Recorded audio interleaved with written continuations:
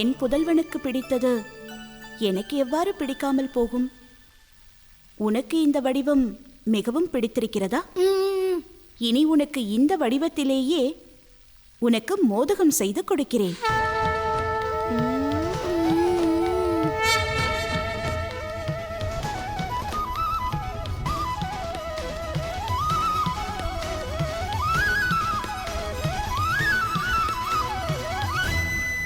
தாங்கள் எனது தாய். தாங்கள் உண்ணாதவரை நான் எப்படி இதை உண்ண முடியும்?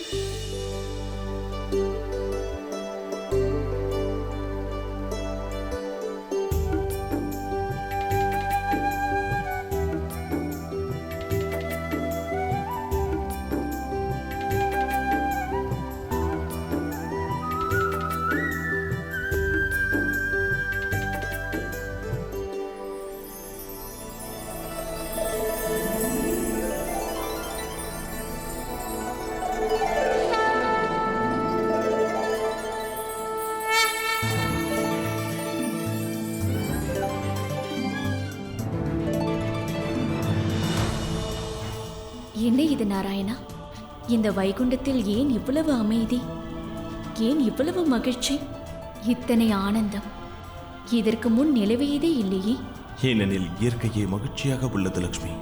பிரபஞ்சம் முழுமைக்கும் நன்மைகளை அள்ளி வழங்கப் போகும் அந்த சக்தி பார்வதிக்கு கிடைத்து விட்டது லக்ஷ்மி. மகாதேவர் அந்த கனை இரண்யாட்சனுக்கு அளித்ததற்கு இது கூட காரணமாக இருக்கலாம்.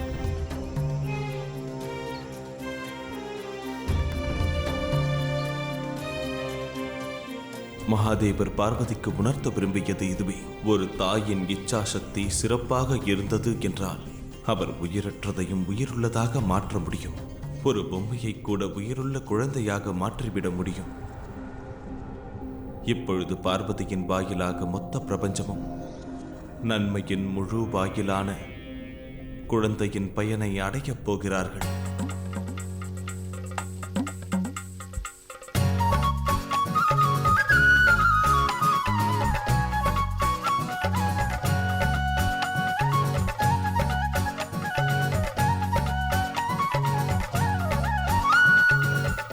சரி, உணவருந்தி விட்டாய் அல்லவா? இனி கைலாய வாசிகளை உனக்கு அறிமுகப்படுத்துகிறேன்.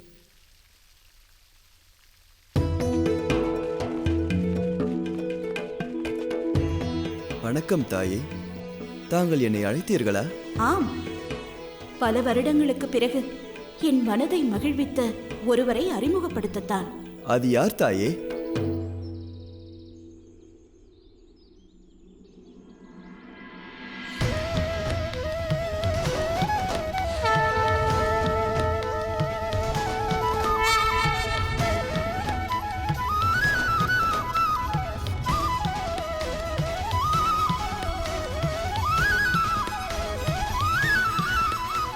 இவரை பார்த்ததுமே மகிழ்ச்சியும் அமைதியும் கிடைக்கிறது. அது ஏன் தாயே?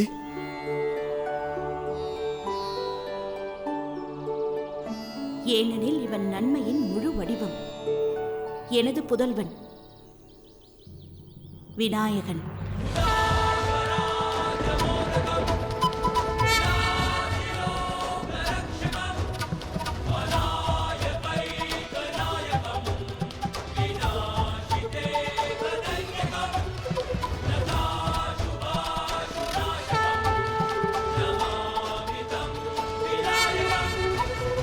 பெரியவர் நீங்கள் என் முன்னே எதற்காக விழுந்தீர்கள்? பார்த்தீர்களா? அனைவரும் இவனை பார்த்துக் கொள்ளுங்கள். நான் அனைவருக்கும் உணவு ஏற்பாடு செய்கிறேன். ஆகட்டும் தாயே. சரி தாயே. விநாயகா, நாங்கள் அனைவரும் சேர்ந்து தாங்களுக்கு பரிசளிக்க விரும்புகிறோம். நிச்சயமாக. வாருங்கள் வாருங்கள்.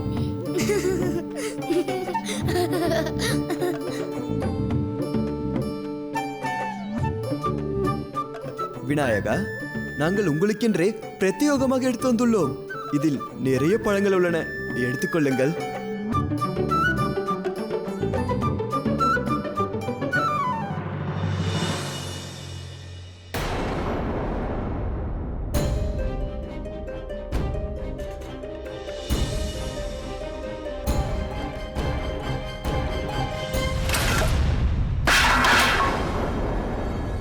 எவ்வளவு தைரியம்! என் தாயை அவமானம் படுத்துகிறீர்களா?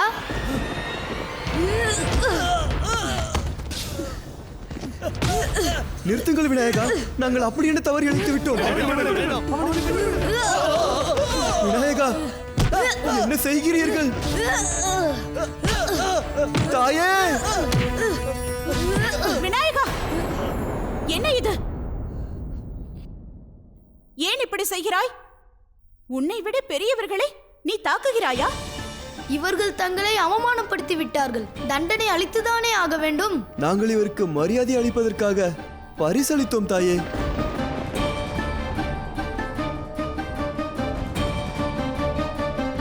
பாருங்கள் தாயே, இந்த தட்டில் தங்களின் பெயர் எழுதியுள்ளது.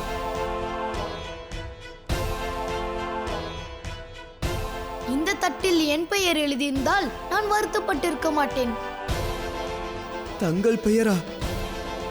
ஆம், தாங்கள் எடுத்து வந்த தட்டில் என் தாயின் பெயர் உள்ளதால் அது அவருக்கே உரித்தான பொருளாகும். அதை எவரும் அனுமதி என்று எடுப்பதை பொறுக்க முடியாது.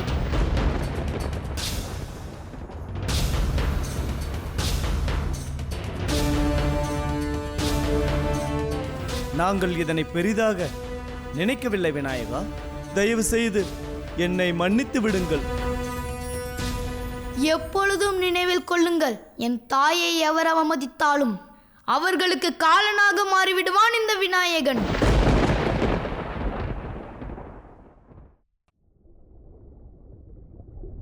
எதற்காக தாங்கள் கவலையாக உள்ளீர்கள்? அந்தகனின் இருளை அகற்றக்கூடிய இந்த பால விநாயகர் உருவான பிறகும் தங்கள் முகத்தில் ஆனந்தம் இல்லையே? ஏனெனில் நன்மை அளிக்கும் இந்த சக்தியில் சற்று தீமையும் ஒளிந்துள்ளது தேவி. விநாயகன் உருவான விதத்தில் சற்று தீமையும் கலந்துதான் உள்ளது லக்ஷ்மி. அந்த தீய அம்சத்தை விரைவில் அழித்து விட வேண்டிய தேவை உள்ளது.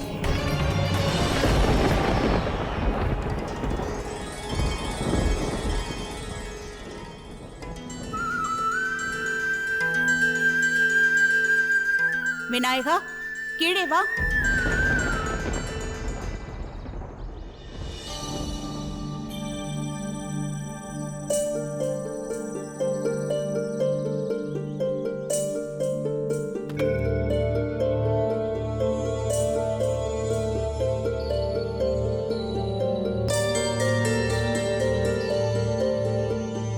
நான் இன்று செய்த செயலால் தாங்கள் என் மீது கோபமாக உள்ளீர்கள் தாயே. மன்னித்து விடுங்கள்.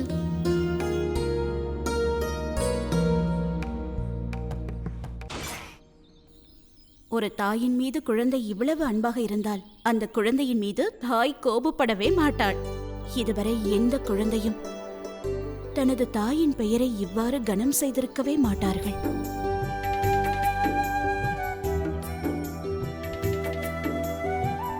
அதுபோல் இன்று வரையில் எந்த தாயும் தனது குழந்தையை இந்த அளவிற்கு நேசித்திருக்க இயலாது. இல்லையா தாயே?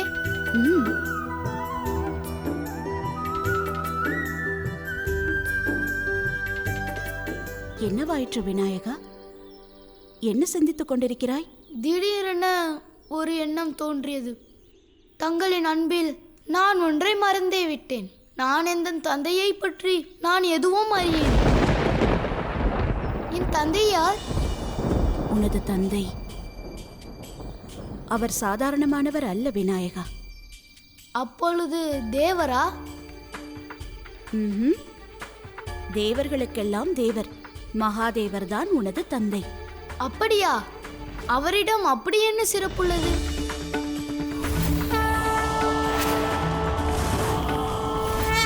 சிறப்புகளா?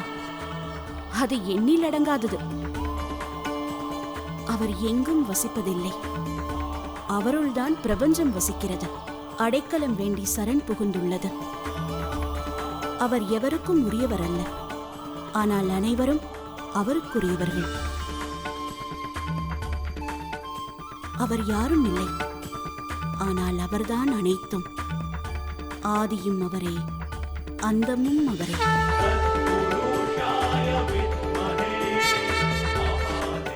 சந்திரேஸ்வரர், நீலகண்டன் ஜடாதாரி கங்காதரர் அவர். ஆசுதோஷ், பைரவர், காமேஸ்வரர் அவர். சில நேரங்களில் போலேநாதர், சில நேரங்களில் ருத்ரர், சில நேரங்களில் மகாகிருப்லர், சில நேரங்களில் மகாகாலர். இந்த சக்தியே அவரிடமிருந்துதான் பிறந்தது. சிவன்தான் உன் தந்தை.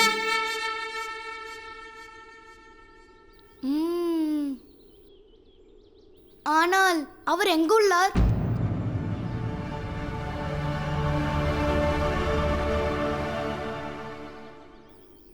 அவர் கைலாயத்தை விட்டு சென்று விட்டார் மகனே.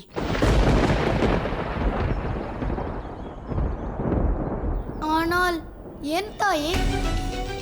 ஏனென்றால் அவர் எனக்கு தீங்கிழைத்ததாக நான் தவறாக நினைத்தேன். என் தாய்மையை என்னிடமிருந்து பறித்து விட்டதாக நினைத்தேன். அவர் என்னிடம் மனம் உருகியும் நான் அவரை மன்னிக்கவில்லை. ஆனால் இப்பொழுது நீ எனக்கு கிடைத்த பிறகு அனைத்தும் எனக்கு புரிந்துவிட்டது. நான் கோபத்தில் மிகப்பெரிய தவறிழைத்து விட்டேன். மகாதேவரால் என்னை துன்பப்படுத்தவே இயலாது. இப்பொழுது நான் உணர்ந்து விட்டேன் அவர் அனைத்தையும் ஏன் செய்தார் என்று. ஏனென்றால் அவரால் தான் நான் இன்று எனது சக்தியினால் உன்னை உருவாக்கியுள்ளேன். நீ எனக்கு கிடைத்துள்ளாய். இப்பொழுது ஒரு தாயாகவும் மனைவியாகவும் புரிந்துவிட்டது. நான் அவரிடம் இத்தனை கடுமையாக நடந்திருக்க கூடாது.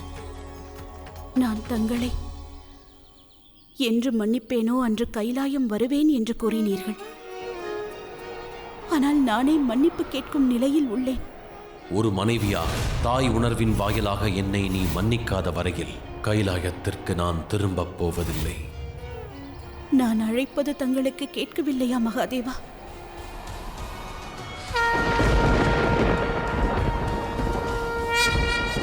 தாங்கள் அழைத்ததை அவர் கேட்காததும் நல்லதுதான் தாயே.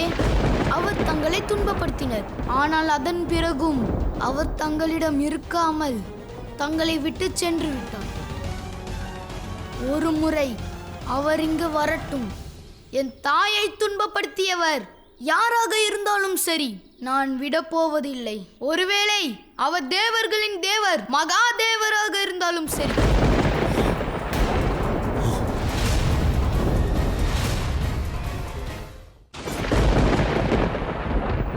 விநாயகா,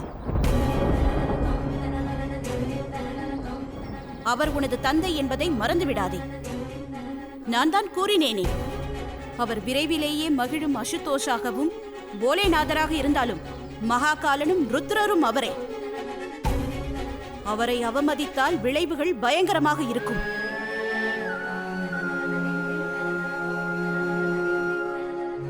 மன்னித்து விடுங்கள் தாயே. நான் தங்களை துன்பப்படுத்த இயலவில்லை. ஆனால் நான் இப்பொழுது கூற வந்தது என்னவென்றால், நான் தங்களுடன் இருக்கும் வரை யாராலும் துன்பம் தர இயலாது.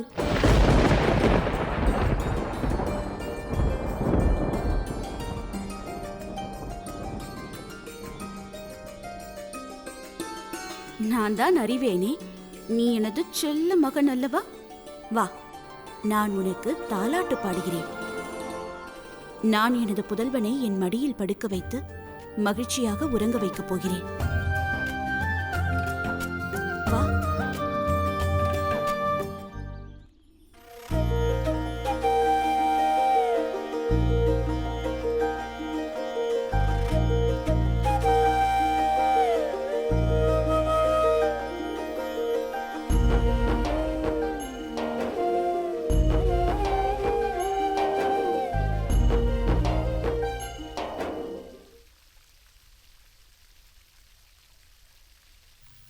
விரைந்து வாருங்கள் மகாதேவா. நமது விநாயகனை தமக்கு அறிமுகப்படுத்த காத்து கொண்டிருக்கிறேன்.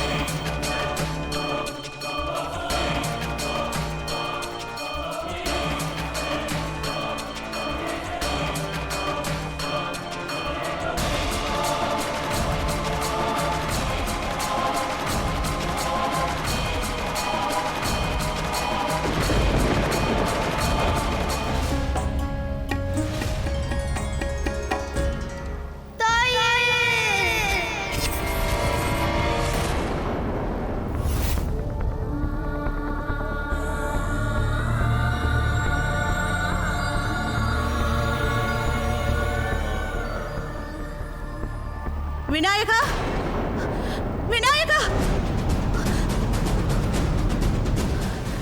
விநாயகா,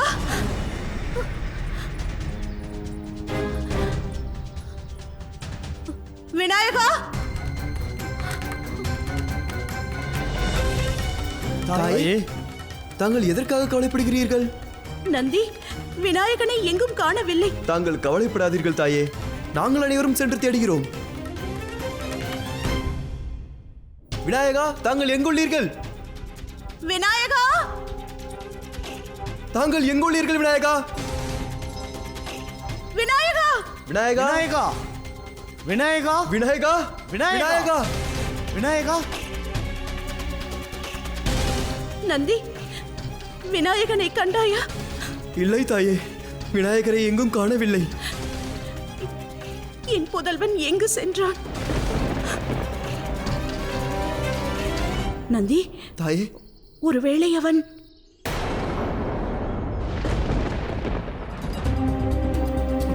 வாருங்கள்.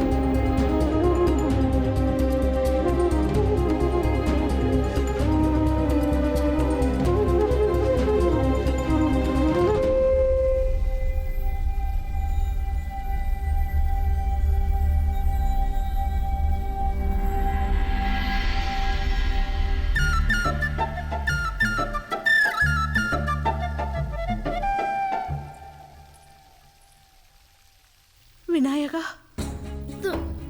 தாய், அது தாயே. எங்கு சென்றாய் நீ? இது என்ன கேள்வி? இங்குதானே உள்ளேன்.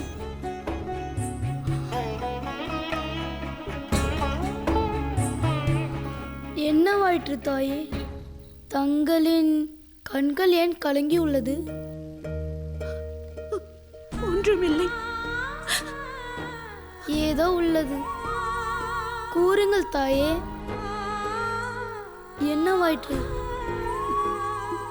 ஒன்றுமில்லை. இனி நீ என்னிடம் கூறாமல் எங்குமே சென்று விடக்கூடாது. புரிகிறதா?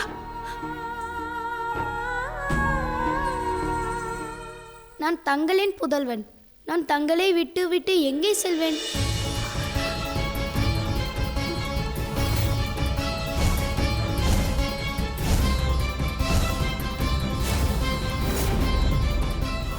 நீ எனது புதல்வன். அதுதான் என் பயம். என் புதல்வர்களின் வரலாற்றை நான் திரும்பி பார்க்க விரும்பவில்லை.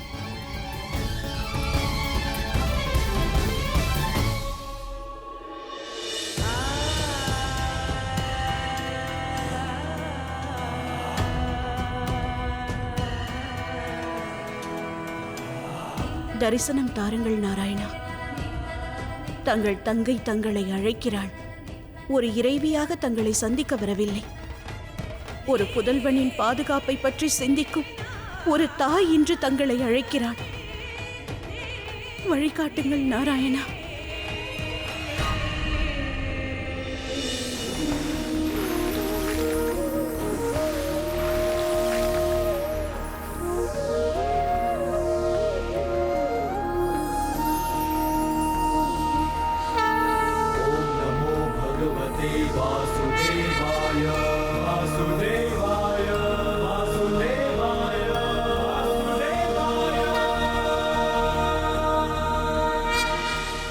விசித்திரமாக உள்ளது. புத்திர பாக்கியம் பெற்றதால் ஆனந்தமாக ஒரு தாய் நிற்பாள் என்று நான் நினைத்தேன். ஆனால் கவலையுடன் அல்லவா அந்த தாய் இருக்கிறாள். நாராயணா, தாங்கள் அனைத்தையும் அறிந்தவர். பிறகு எதற்காக இந்த கேள்வி? உண்மைதான், அனைத்தும் அறிந்தவன்தான். ஆனால் ஒரு தாயின் தாய்மை எண்ணமானது முக்காலமும் உணர்ந்த மூவேந்தர்களின் பார்வைக்கும் அப்பாற்பட்டது. அதிலும் அந்த தாய் மகாகௌரியாக இருந்தால் சொல்ல வேண்டுமா? கூறு மகா காளியே, கூறு, கவலைக்கான காரணம் என்ன? பாதுகாப்பு. நான் என் புதல்வன் விநாயகனின் பாதுகாப்பை பற்றி கவலைப்படுகிறேன். அச்சமாக உள்ளது. அந்தகன் மற்றும் கார்த்திகேயின் கதையை போல் மீண்டும் நடந்துவிடக்கூடாது. இருமுறை என் தாய்மையை இழந்து இன்று முதன் முறையாக இன்று என் குழந்தையை நானே வளர்க்கும் பாக்கியத்தை பெற்றுள்ளேன் நாராயணா. அதனால் படைப்புகளை காக்கும் தங்கள் முன்பு என் புதல்வனின் பாதுகாப்பிற்காக வேண்டி நிற்கிறேன். இதற்கு நீ புத்திர பாதுகாப்பு யாகம் செய்ய வேண்டும். ஆனால் நினைவில் இருக்கட்டும், இந்த யாகம் முழுமையும் நீ யாக குண்டத்தின் முன்பே அமர்ந்திருக்க வேண்டும். அப்பொழுதுதான் இந்த யாகம் முழுமையடையும். எந்த காரணத்தினாலும் நீ இடையில் எழுந்துவிட்டால் யாகம் முழுமையடையாது.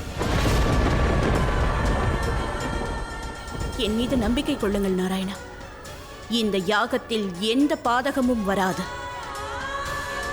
நாளை அதிகாலையே யாகத்தை துவக்கி விடுகிறேன். அந்த யாகம் முடிந்த பிறகு எனது விநாயகன் நிரந்தரமாக என்னுடனேயே இருந்து விடுவான்.